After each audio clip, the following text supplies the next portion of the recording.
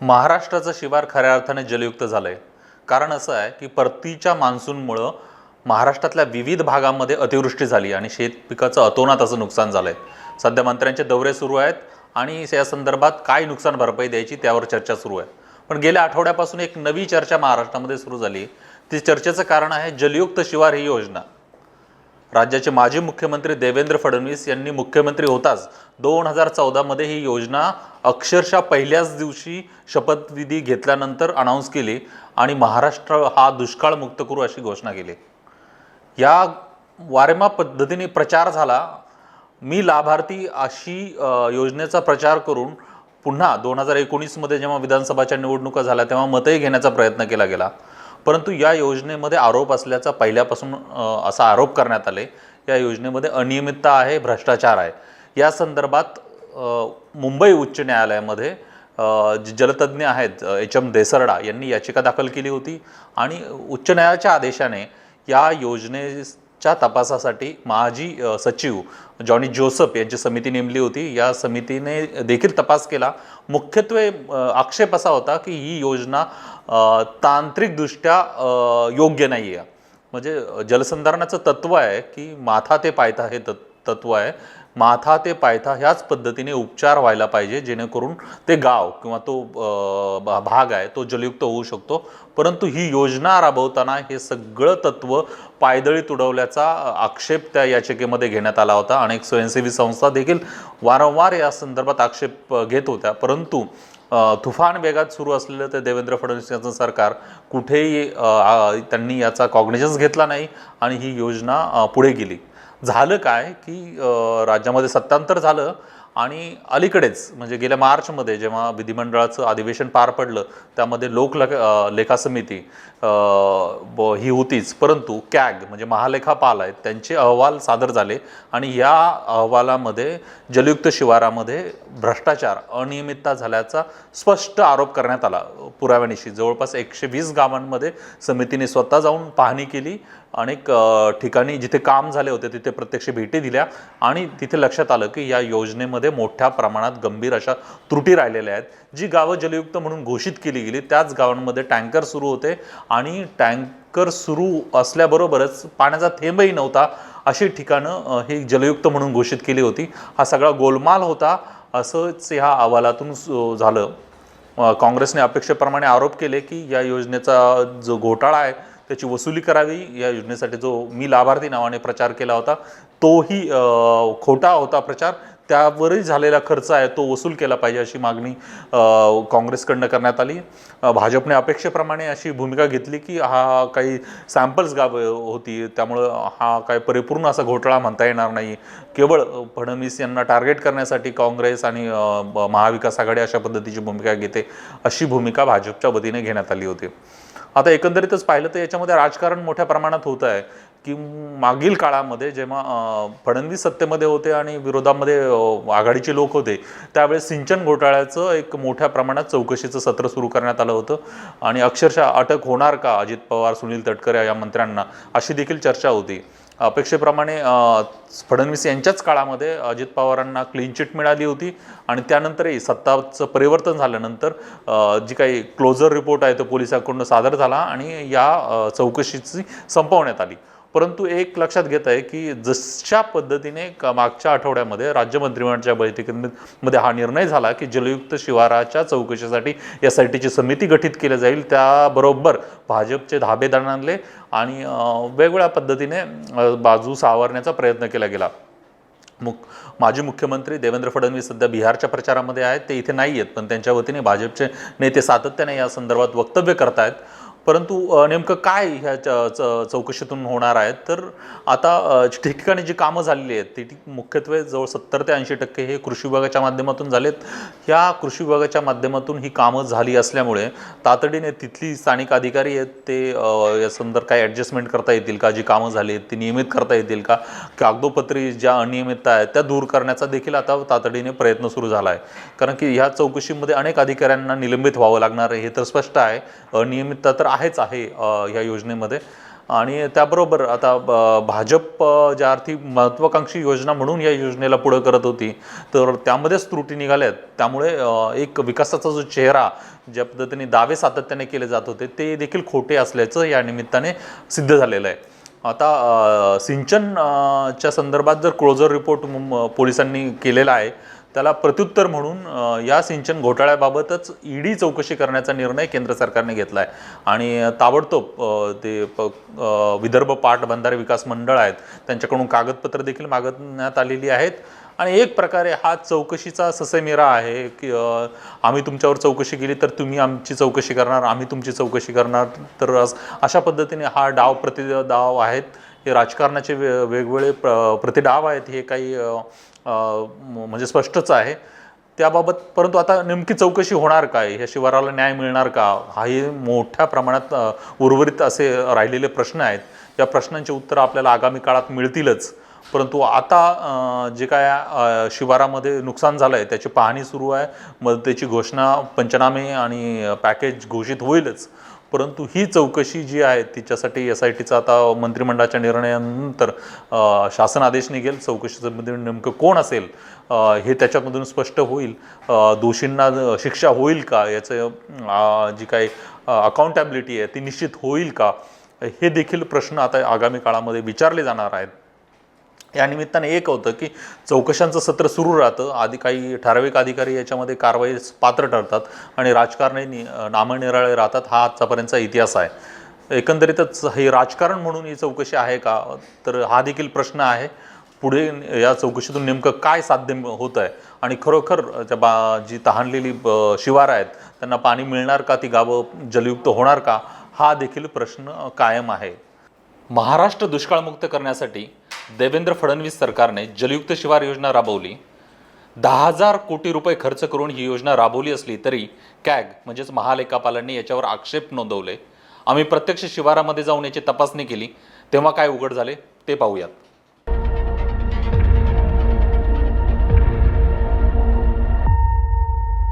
माजी मुख्यमंत्री देवेंद्र फडणवीस यांच्या ड्रीम प्रोजेक्ट म्हणून ओळख असलेल्या जलयुक्त शिवारामध्ये मोठ्या प्रमाणात घोटाळा झाला असल्याचा अहवाल कॅगने दिला आहे. त्यानंतर या राज्यभरात झालेल्या सर्व जलयुक्त शिवाराच्या कामावर प्रश्नचिन्ह उपस्थित होत आहे. मात्र खरंच या कामात घोटाळा झाला आहे का, नेमकी कशी झाली ही कामं, हे शोधण्यासाठी आम्ही थेट जलयुक्त शिवाराचे कामं झालेल्या गावात आलो आहे. आणि कशी झाली ही कामं आणि काय या कामातून घोटाळा खरंच झाला आहे का, हे शोधण्याचा आम्ही प्रयत्न करतोय. औरंगाबादचा पैठण तालुका आणि भाजपचे खासदार रावसाहेब दानवे यांच्या मतदारसंघातील म्हारोळा गावातील हा बंधारा 1.5-2 वर्षांपूर्वी काम सुरू झालेला हा बंधारा नदीला आलेल्या पहिल्याच पुरात उखडून पडला आहे. बांध जरी अजून दम धरून असला तरीही त्याची खालची बाजू पूर्णपणे निघून गेली आहे. अशीच काहीशी परिस्थिती गावात तयार झालेल्या इतर बंधाऱ्यांची आहे. बंधाऱ्याच्या बाजूला बांधलेल्या भिंती पाण्यात वाहून जात आहेत. विशेष म्हणजे हे सर्व बंधारे जलयुक्त शिवार योजनेत बांधले गेले आहेत. कामं बोगस होत असल्याचं वेळी सांगितलं होतं, पण अधिकारी आणि कंत्राटदारांनी त्याकडे दुर्लक्ष केलं असं गावकरी म्हणतायत.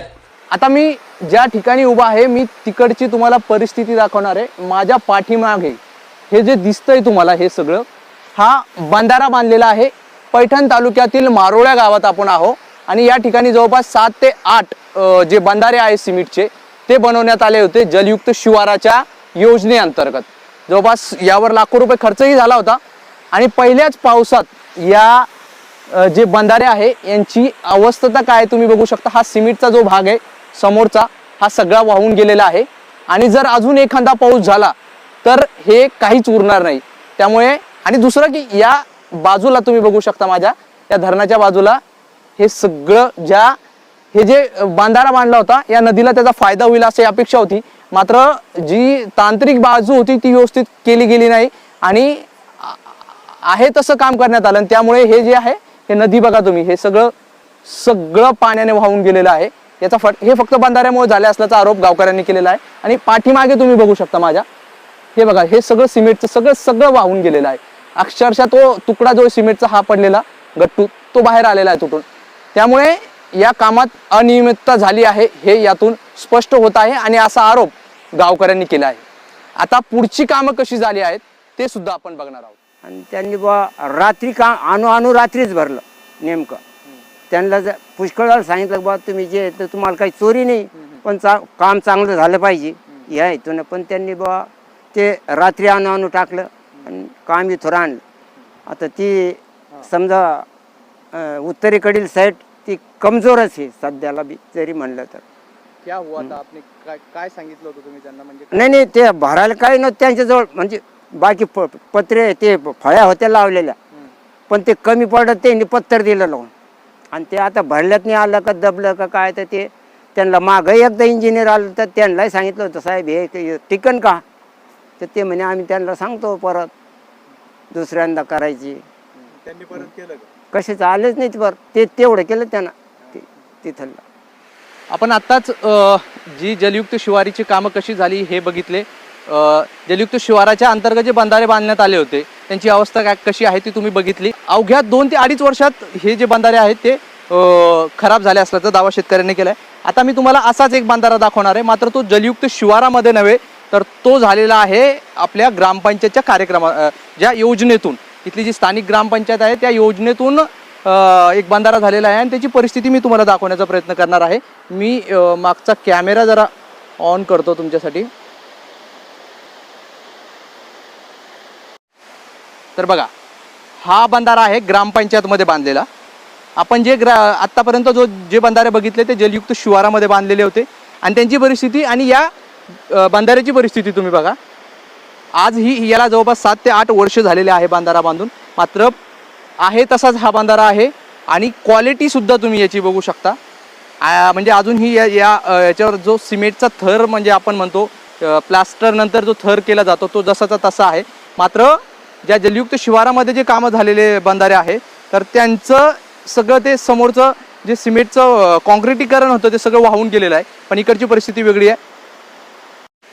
आता ग्रामपंचायत आणि जलयुक्त शिवारामध्ये हा फरक काय हे जाणून घेण्यासाठी माझ्यासोबत एक ग्रामस्थ आहेत जे माझ्यासोबत आहे बऱ्याच वेळेचं. मी त्यांच्याकडून सगळी माहिती घेतोय. काय सांगाल, हे जे सगळं काम झालंय तुमच्या गावात जलयुक्त शिवारामध्ये, का हे असं सगळं ते आपण बघितलं ते सगळं उखडलंय, का झालंय, म्हणजे नेमकं काय झालं असं? नेमकं जलयुक्त शिवारामध्ये जे कामं झालीत ते एकदम निकृष्ट दर्जाचे कामं झाले. त्याचं कारण ते कॉन्ट्रॅक्टर लोकांनी कामं केलेले आणि कॉन्ट्रॅक्टर लोकांनी फक्त पैसा कसा मिळेल एवढंच बघितलं, पण त्या कामाची क्वालिटी जी आहे ती मेंटेन केलेली दिसत नाही आहे. आता आमच्या गावात जे कामं झालेत जलयुक्त शिवारातली आणि त्याला 2.5-3 वर्षात त्या कामाचा खंडोबा झाला आणि आमच्या ग्रामपंचायतीने 7-8 वर्षापूर्वी जे काम केलेलं होतं ते समोर दिसतंय. त्याची क्वालिटी आणि त्या जलयुक्त शिवारात झालेल्या बांधाऱ्याची क्वालिटी एकदम निकृष्ट दर्जाची. मला हे विचारायचं आहे तुम्हाला की हे जे निकृष्ट दर्जाचं काम झालं याला नेमकं दोषी कोण आहे? याला सरकार दोषी, प्रशासन दोषी, अधिकारी दोषी, कोणाला तुम्ही दोष देणार? तर या कामामध्ये सरकारी अधिकारी आणि कॉन्ट्रॅक्टर यांची मिलीभगत असल्या कारणानं हे कामं निकृष्ट दर्जा झाले असं आम्हाला तरी वाटतंय. तरी कारण हेच जर कामं ग्रामपंचायतीला जर दिले गेले असते तर स्थानिक लोकांचा त्याच्यावर वाच असतो आणि काम हे एकदम चांगल्या पद्धतीनं आणि चांगल्या क्वालिटीचं होतं. त्याचं उदाहरण म्हणजे आम्ही 7 वर्षापूर्वीचा जो बंधारा आहे ते उदाहरण आहे. आणि तुमच्या जलयुक्त शिवारातले 3 वर्षाचे बांधारे बघा आणि आमच्या ग्रामपंचायतीला बांधलेला बांधारा बघा, याच्यात कुठलं काम चांगलं दिसतं हे समोर आपल्याला दिसेलच. नक्कीच. हे आपण जर बघितलं तर आपण दोन्ही बांधारे बघितले, आता जलयुक्त शिवारातले बघितले आणि आता ग्रामपंचायतचं पण बघितलं. आणि जे बांधारे आहे जलयुक्त शिवाराचे, जे बाजूचा जो कठडा असतो ते जवळपास सगळ्याच बांधाऱ्यांचं वाहून गेलेलं आहे आणि फक्त 2-2.5 वर्ष झाले या बांधाऱ्यांना बांधून. आता जर पुढचा पाऊस जर जोरात आला तर त्याची हे बांधारा तरी राहील का असा प्रश्न या गावकऱ्यांना पडतोय. आणि दुसरीकडे ग्रामपंचायतनं बांधलेला बांधारा तुम्ही बघू शकता.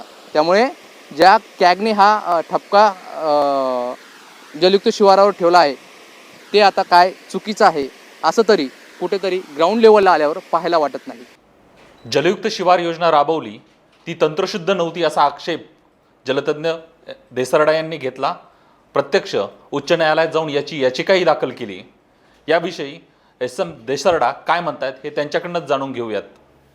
हे बघा की शेती, पाणी, अवर्षण, दुष्काळ या प्रश्नावर मी गेली 30-40 वर्ष 72च्या दुष्काळापासून अभ्यास, संशोधन आणि प्रत्यक्ष जमिनीवर काम करतो आहे.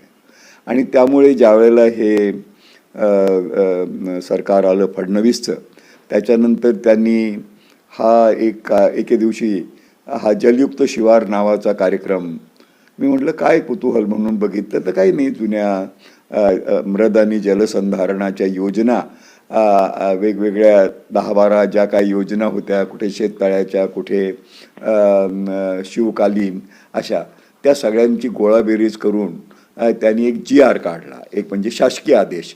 आणि त्या शासकीय आदेशामध्ये त्यांनी जलयुक्त शिवाराद्वारे महाराष्ट्रामध्ये टँकर मुक्ती करणं आणि महाराष्ट्राच्या सिंचन वाढीचे वगैरे अशी उद्दिष्ट सांगितली. मी ज्यावेळेला असं बघितलं की या कामाचा एकतर मुळात यांच्याकडे शास्त्रशुद्ध विचार नाही आहे. कारण मृद आणि जलसंधारण, पाण्याने पाणी अडत नसतं. जमीन, वनं, कुरणं ही मुख्यतः पाणी ज्याला म्हणतो जलसंधारणाची, मृदसंधारणाची साधनं आहे. तर त्या प्रकारे हे होत नाही. आणि याचं म्हणजे अनेक वर्ष, म्हणजे आपण 40-50 वर्ष बंडिंगची कामं करतो. 72च्या दुष्काळात मृदसंधारणाची कामं झाली, पण ती एकेरी कामं, म्हणजे सुटी झाली. कुठेतरी एक बंधारा बांधला, दुसऱ्या ठिकाणी एक झाडं लावली, तर ते एकात्मिक नाही आहे.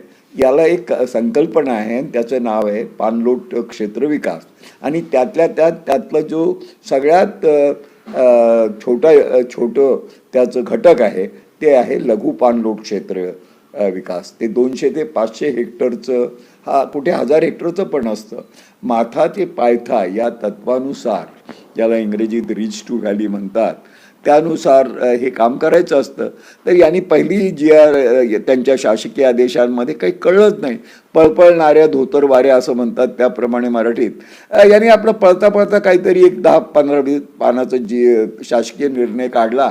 आणि मुख्यमंत्र्यांना असं वाटलं की मला काहीतरी आता नवं सुचलंय, मिळालं, आणि त्यांनी त्याची वावटळ उडवली. बरं ठीक आहे, शासकीय तुमचा जो असेल. तर मुख्य म्हणणं आहे की याच्यात अफरातफर, भ्रष्टाचार वगैरे हे चौकशीतले मुद्दे अनेक योजनांच्या मध्ये असतात. भ्रष्टाचार हा आपला शापच आहे आपल्या सगळ्या विकास योजनेला.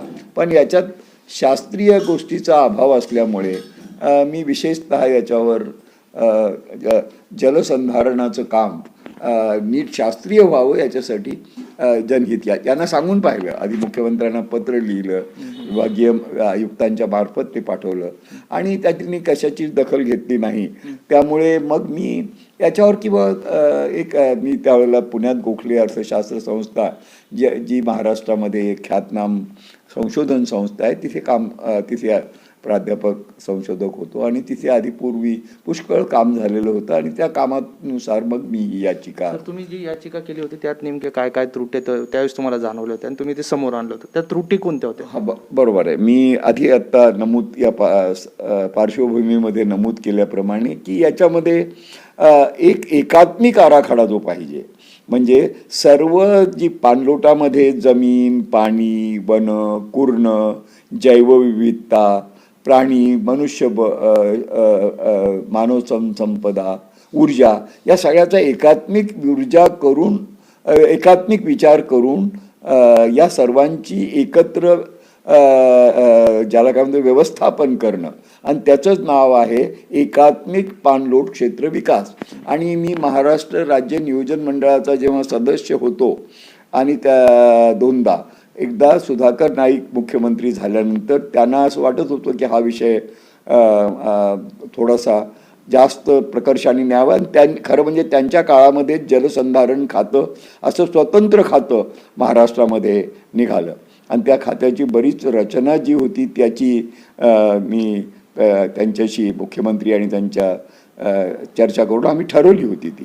आणि त्यामध्ये आम्ही हे म्हटलं होतं की हे शास्त्रशुद्ध पद्धतीनं आणि तरी सुटी कामं चालू राहिली. आता हे ज्या वेळेला सांगतात की आम्ही